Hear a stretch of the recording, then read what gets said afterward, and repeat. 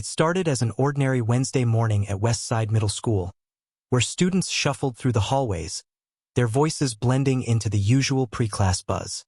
Jamal Carter, a lively and charismatic 12-year-old, walked into his homeroom class with a bright grin, waving at a few friends as he settled into his seat. His hair was freshly styled, the waves on his scalp shimmering under the fluorescent lights. For weeks, Jamal had been working on perfecting his hair, proudly showing off the results of countless hours of brushing and styling, much of which he had done with the help of his father. His waves had become somewhat of a signature look, drawing admiration from his peers and the occasional teasing from friends. Jamal wore his pride in his appearance like armor, and today was no different. Ms. Grayson, however, was in no mood for Jamal's lively presence. The stern, middle-aged teacher had a reputation for her no-nonsense attitude, often bordering on hostility, particularly toward students she deemed disruptive.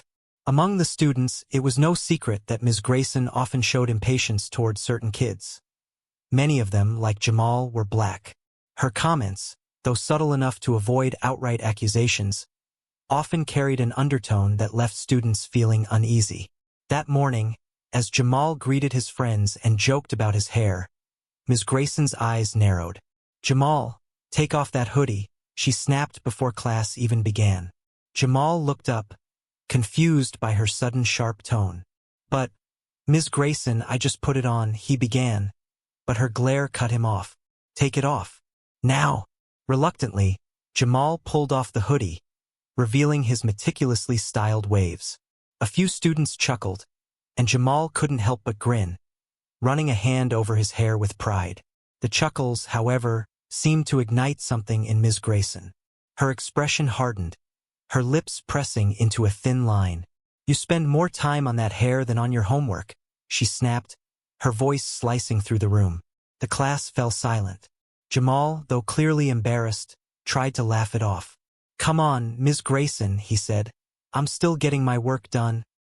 His attempt at humor only seemed to irritate her further. "Don't get smart with me, Jamal," she warned, her tone icy. "Maybe you need a lesson in priorities." The next moments felt like a blur to Jamal and his classmates. Ms. Grayson walked briskly to her desk, pulling open a drawer with deliberate movements. She retrieved a small bottle of super glue, holding it up as if it were the solution to a problem.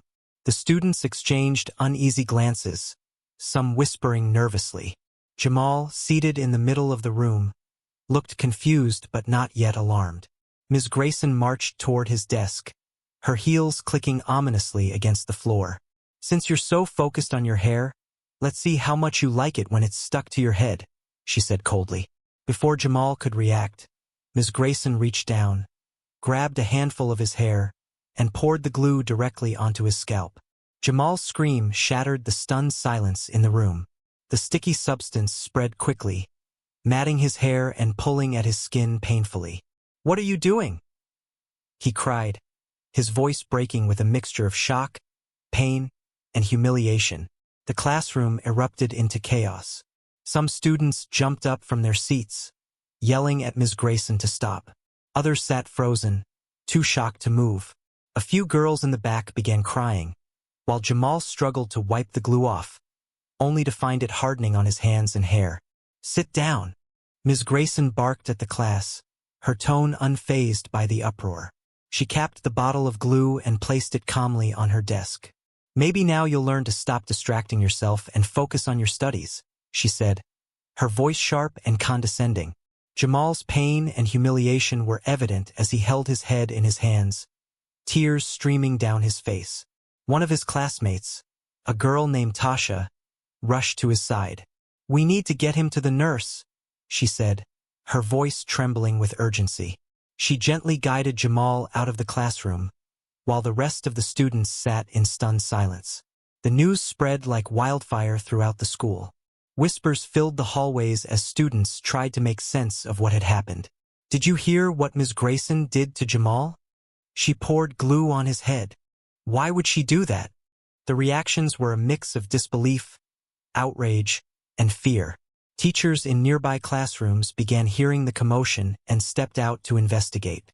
Meanwhile, in the nurse's office, Jamal sat with an ice pack on his head, his tears slowly subsiding but his humiliation still raw. The nurse, horrified by the state of his hair and scalp, examined him carefully. "This is unacceptable," she muttered, shaking her head.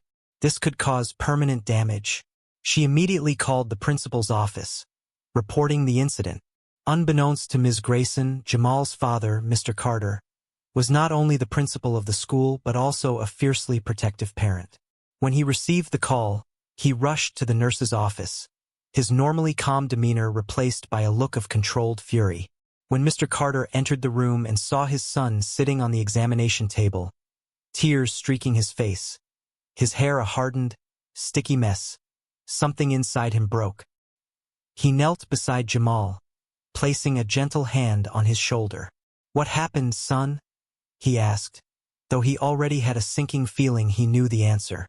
Jamal hesitated, his voice trembling as he recounted the events in the classroom. Mr. Carter listened intently, his jaw tightening with each word. When Jamal finished, Mr. Carter stood, his expression a mix of anger and determination. "Stay here," he said firmly, turning to the nurse. "Take care of him. I'll handle this." As Mr. Carter made his way to Ms. Grayson's classroom, the hallways seemed to part for him, students and teachers stepping aside as they caught sight of his stern expression. He entered the room without knocking, his presence commanding immediate attention. Ms. Grayson looked up, startled but trying to maintain her composure. "Mr. Carter," she began, "I can explain." He held up a hand to silence her. "You poured glue on my son's head?" he asked, his voice low but charged with barely contained rage. Ms. Grayson opened her mouth to respond but found no words. When it came time to cross-examine the witnesses, Pietrek's sharp questioning revealed cracks in the prosecution's case. One by one, the witnesses faltered under his calm but pointed interrogation. Pietrek's sharp cross-examination continued to unravel the prosecution's case. Witness after witness stumbled under his questions, revealing inconsistencies in their statements. "Can you confirm," Piotrek asked one of the prosecution's key witnesses, "that you personally saw Mr. Kowalski signing the document in question?" "Well, no," the witness stammered. "But I heard." "Heard from whom?" Piotrek interrupted, his voice steady but firm. "We're in a court of law. Hearsay is not evidence." The witness froze, unsure how to respond. The courtroom murmured with intrigue. Even the judge, who had initially seemed dismissive of Piotrek, was now leaning forward, watching the young man closely. Piotrek then addressed the anonymous witness whose testimony was central to the prosecution's argument. "Why has this witness not come forward in person?" he asked the court. "How can we verify their credibility? How can we trust testimony from someone who is unwilling to stand here and be questioned?" The prosecutor objected, claiming the witness's anonymity was necessary for their safety. But Piotrek countered swiftly. "Your Honor, anonymity in this case serves no purpose but to shield the prosecution from scrutiny. If the witness has nothing to hide, they should be here to defend their claims."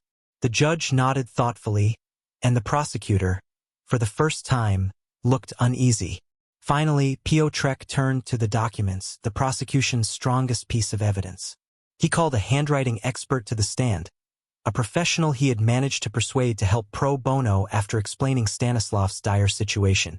The expert testified that the signatures on the documents bore significant differences from Stanislav's usual handwriting. They pointed out inconsistencies in the loops and strokes, concluding that it was highly likely the signature had been forged. The courtroom buzzed with whispers. The prosecutor tried to object, but the judge overruled him, clearly intrigued by the evidence.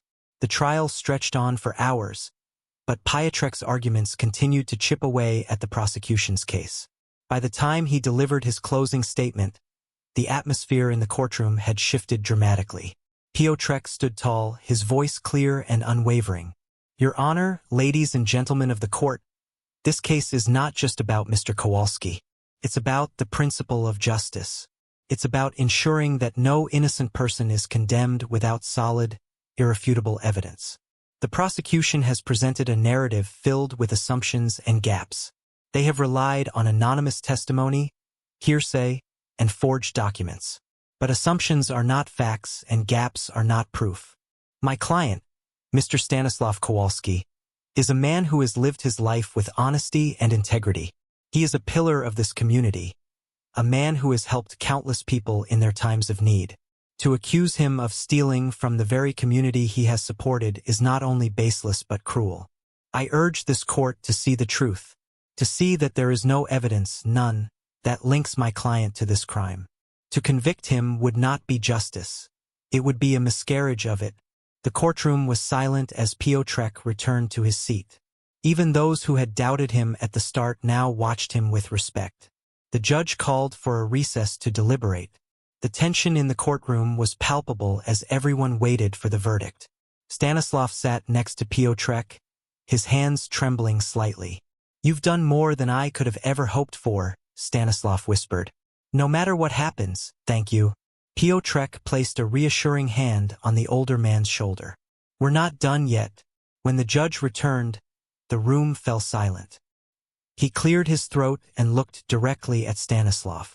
After reviewing the evidence and the arguments presented, this court finds the defendant, Mr. Stanislav Kowalski, not guilty of all charges. The room erupted into murmurs, then applause. Stanislav slumped in his seat, tears streaming down his face. Piotrek smiled faintly, the weight of the trial finally lifting off his shoulders. Word of the trial spread quickly through the town. Piotrek, once seen as an odd and quiet boy, was now hailed as a hero. People stopped him on the street to congratulate him, and some even asked for his help with their own legal troubles. But Piotrek remained humble, focusing on his studies and quietly planning his future. As for Stanislav, he returned to his shop, where business began to boom. The townspeople, eager to show their support, flocked to his store. Though the trial had left scars, Stanislav found solace in the kindness of his neighbors, and in the knowledge that justice had prevailed. Months later, Piotrek received an unexpected visit. It was the judge who had presided over Stanislav's trial. "I must admit," the judge said, "when I first saw you walk into that courtroom, I thought it was a joke, but you proved me wrong. You have a gift, Piotrek, a talent for seeing the truth and fighting for it. Have you considered pursuing a career in law?" Piotrek nodded. "It's all I've ever wanted." The judge smiled. "Good, because I have a proposition for you. I'd like you to intern with me. Learn the ropes. You've got the passion. Now it's time to refine it." Piotrek was stunned. The judge, who had once mocked him, was now offering to mentor him. It was an opportunity he couldn't refuse. Over the years, Piotrek grew into a skilled and respected lawyer. He never forgot his first case or the man who had given him a chance to prove himself. He often visited Stanislav, bringing him small gifts and updates on his life. One day, Piotrek surprised Stanislav with an envelope full of money. "This is for you," Piotrek said. "Use it to take a break, to travel, to do whatever you've always dreamed of." Stanislav tried to refuse, but Piotrek insisted. "You believed in me when no one else did," he said. "This is the least I can do." Years later, Piotrek's name became synonymous with justice and integrity. He took on cases that others deemed unwinnable, always fighting for the underdog. And through it all, he carried with him the lessons he had learned from that small-town courtroom, the importance of courage, determination, and standing up for what's right. Moral of the story: no matter how small or powerless you feel, determination and belief in justice can overcome even the greatest odds. Both Stanislav and Piotrek proved that it's never too late to fight for what's right and never too early to start making a difference. The door to Ms. Grayson's classroom slammed shut behind Mr. Carter, sending a resounding echo through the room. The students, sensing the gravity of the situation, remained silent, their eyes darting between their principal and their visibly shaken teacher. Ms. Grayson, typically composed and in control, now appeared pale and jittery as Mr. Carter fixed her with a cold, penetrating stare. His anger simmered beneath the surface, restrained only by his professional demeanor. "Explain yourself," he said, his tone calm but laced with unmistakable authority. What exactly made you think it was appropriate to pour glue on a child's head? On my son's head? Ms. Grayson fumbled for words, her hands trembling as she adjusted the papers on her desk. It wasn't like that, she stammered. Jamal has been disruptive for weeks. He refuses to take my class seriously, and I just lost my temper. Her excuse hung in the air like a bad smell, eliciting quiet gasps and whispers from the students who had witnessed the incident. Mr. Carter's jaw tightened as he processed her justification, his fists clenching at his sides. Lost your temper? He repeated, his voice dangerously low. You're telling me that your response to a child's behavior was to physically assault him in front of the entire class? Ms. Grayson's eyes darted around the room, searching for some kind of support, but the students' accusing stares offered none. Desperate, she tried to redirect the blame. Jamal has been a distraction to other students. He flaunts his appearance and disrespects authority. I thought I could teach him a lesson. She was cut off by Mr. Carter slamming his hand on the desk. A lesson? He roared, his composure cracking for the first time. What kind of lesson involves humiliating and endangering a child? Do you even understand the potential harm you've caused? The classroom was so silent that the ticking of the clock on the wall sounded deafening. Ms. Grayson opened her mouth to speak, but closed it again, realizing there was nothing she could say to justify her actions. Mr. Carter's gaze burned with a mixture of anger and profound disappointment. This isn't just about Jamal, he continued, his voice steady but seething with emotion. This is about your failure as an educator. Your behavior was not only unprofessional but cruel. You have betrayed the trust of every student in this room. The weight of Mr. Carter's words seemed to break Ms. Grayson's already fragile composure. She sank into her chair, her hands covering her face as she muttered, I didn't mean for it to go this far, but it was too late for regrets. Mr. Carter turned to the class, addressing the students directly. You are all witnesses to what happened here today, he said, his tone softening slightly. You deserve to feel safe and respected in this classroom. And I promise you that what happened to Jamal will not go unanswered. With that, he ordered Ms. Grayson to pack her belongings and report to the administrative office immediately. The students watched in stunned silence as their once intimidating teacher gathered her things, her movements robotic and hollow. As she left the room, Mr. Carter turned back to the class. If any of you wish to speak about what happened today, my door is always open, he said. Your voices matter, and this school will not tolerate behavior like this. The investigation that followed was swift and thorough. Mr. Carter interviewed every student in Ms. Grayson's class, each account adding weight to the already damning evidence against her. He also reviewed her teaching records and found a troubling pattern of complaints, many of which had been dismissed or ignored in the past. It became clear that Ms. Grayson's actions were not an isolated incident but part of a larger issue that had been allowed to fester unchecked. As the investigation deepened, Mr. Carter learned more about Ms. Grayson's motivations. She had been harboring resentment toward certain students, particularly those who didn't fit her narrow definition of respectable behavior. Jamal, with his outgoing personality and pride in his appearance, had become an easy target for her frustration. It was a sobering realization for Mr. Carter, who prided himself on fostering an inclusive and supportive environment at Westside Middle School. He couldn't help but feel a pang of guilt for not recognizing the warning signs sooner. Meanwhile, the fallout from the incident rippled through the school community. Parents, students, and teachers alike were outraged, demanding accountability and change. Mr. Carter faced the difficult task of addressing their concerns while grappling with his own emotions as a father. During a tense meeting with the school board, he presented the findings of his investigation, outlining the steps he planned to take to ensure that such an incident would never happen again. The board commended his handling of the situation but reminded him of the potential damage to the school's reputation. This isn't about reputation, Mr. Carter replied firmly.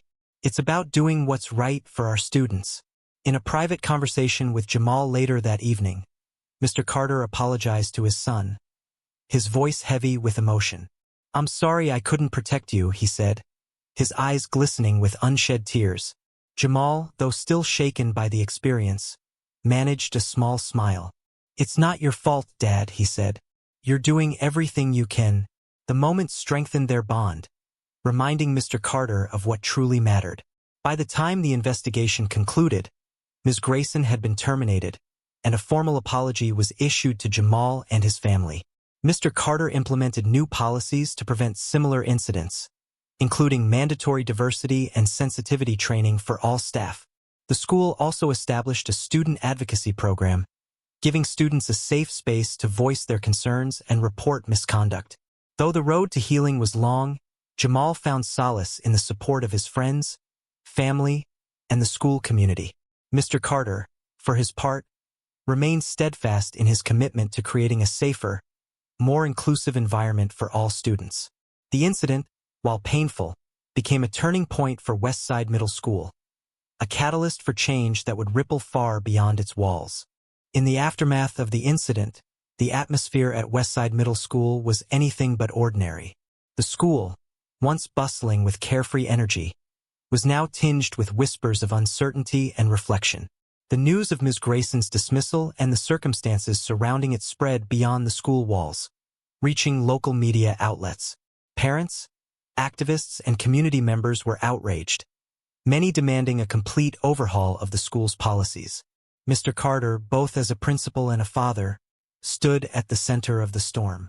His commitment to justice and change was unwavering, but the pressure to balance accountability with healing weighed heavily on him. The first step toward resolution was an all-school assembly. Standing on the stage in the gymnasium, Mr. Carter faced rows of students, teachers, and parents, his face a mask of determination. He began by acknowledging the gravity of the situation. "What happened in this school was unacceptable," he said, his voice steady but filled with emotion. "As educators, it is our duty to create an environment where every student feels safe, respected, and valued. We failed, Jamal, and for that, I take full responsibility." His words were met with a mix of silence and murmured agreement, the weight of his honesty settling over the crowd. Mr. Carter then outlined the immediate actions the school would take to address the incident and prevent future misconduct. These included mandatory cultural sensitivity and diversity training for all staff, the formation of a student advocacy council, and a zero-tolerance policy for any behavior that threatened the dignity or safety of students. He also emphasized the importance of open communication between students, parents, and school staff. "We can't fix what we don't acknowledge," he said. "If you see something, say something. Your voices matter." While these measures were a step in the right direction, Mr. Carter knew that real change required more than policies. He began reaching out to community leaders, inviting them to collaborate on initiatives that would promote understanding and inclusivity within the school. Local organizations offered workshops on implicit bias and conflict resolution, while parents volunteered to host discussion groups where students could share their experiences and ideas for improvement. These efforts gradually began to rebuild trust within the community, though the scars of the incident remained. For Jamal, the road to healing was both personal and public. In the weeks following the incident, he became a symbol of resilience and courage, his story resonating with students and families who had faced similar challenges. At first, Jamal struggled with the attention, feeling self-conscious about the stares and whispers that followed him in the hallways. But with the support of his family and friends, he found the strength to channel his experience into something positive. "This isn't just about me," he told his father one evening. "It's about making sure no one else has to go through this." Inspired by his son's determination, Mr. Carter encouraged Jamal to share his story at a community forum hosted by the school. Nervous but resolute, Jamal stood before a packed auditorium, recounting the incident and the emotions it stirred within him. "I felt humiliated, like I didn't matter," he said, his voice trembling. "But I know I do matter, and so does every kid in this school. We all deserve to be treated with respect." His words drew a standing ovation, tears glistening in the eyes of many in the audience. For Jamal, it was a moment of empowerment, a reminder that his voice had the power to inspire change. Meanwhile, Ms. Grayson's departure marked the beginning of a broader conversation about accountability and systemic issues within the school system. While some defended her actions as a momentary lapse in judgment, Others pointed to her history of discriminatory behavior as evidence of a deeper problem. The school board launched an independent review of her tenure, uncovering instances of bias that had gone unaddressed for years. The findings prompted a district-wide initiative to evaluate and improve hiring practices, ensuring that educators were not only qualified but also committed to fostering an inclusive environment. As the months passed, Westside Middle School began to transform. The newly formed Student Advocacy Council quickly became a cornerstone of the school's culture, giving students a platform to voice their concerns and propose solutions. Jamal joined the council, eager to contribute to the changes he had inspired. Under his leadership, the council organized events celebrating diversity, including cultural fairs, guest speakers, and art exhibits. The initiatives not only enriched the school's atmosphere but also fostered a sense of unity and pride among the students. For Mr. Carter, the journey was both professional and deeply personal. The incident had tested his resolve as a principal and his instincts as a father, but it had also strengthened his bond with Jamal. Their conversations, once centered on homework and basketball, now delved into topics like justice, leadership, and the importance of standing up for what's right. "I'm proud of you," Mr. Carter told Jamal one evening as they sat on the porch, watching the sun dip below the horizon. "You turned something painful into something powerful. That's not easy to do." In the end, the incident that had once threatened to tear the school apart became a catalyst for growth and unity. Westside Middle School, once marred by division and mistrust, emerged as a beacon of progress, its community united by a shared commitment to fairness and respect. For Jamal and his father, the experience was a reminder that even in the face of adversity, the strength to rise above could lead to meaningful change. And though the journey had been difficult, it left them with a renewed sense of purpose and hope for the future.